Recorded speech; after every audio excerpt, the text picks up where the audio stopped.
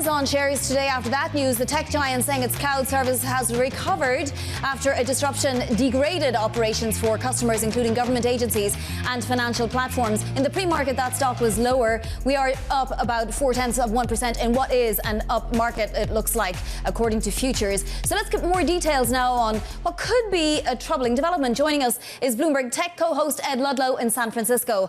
So AWS, Ed, accounts for 30% of cloud business. This could have been very serious, no? What do we know? Give us the details.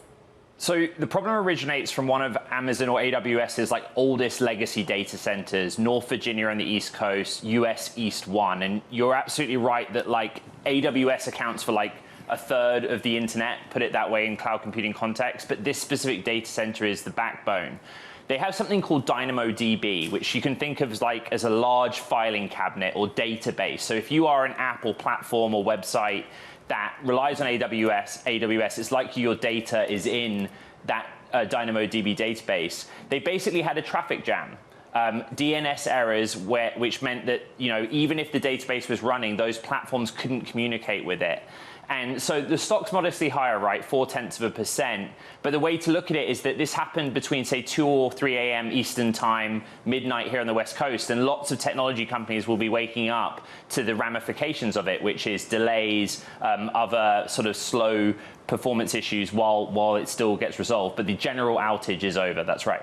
And from what I understand, Ed, and maybe you know more about this was not any kind of an attack, although it does leave the opening now for attackers if they wish to try to use this opportunity, right?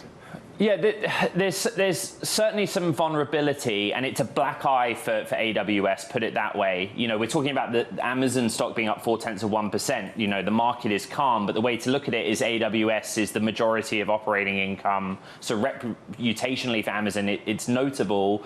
The very simple explanation on a DNS error is that the DNS converts things that you and I could read, website addresses, into IP addresses. And that's why the point about DynamoDB is important. Even if the database with all of these platforms' data was up and running, those companies for a short period of time had no way to communicate with them, which means retrieving data is very difficult. That is the basis of the internet, retrieving data and putting it in another place. So operationally, it had big ramifications globally. For example, in the UK, HMRC was impacted.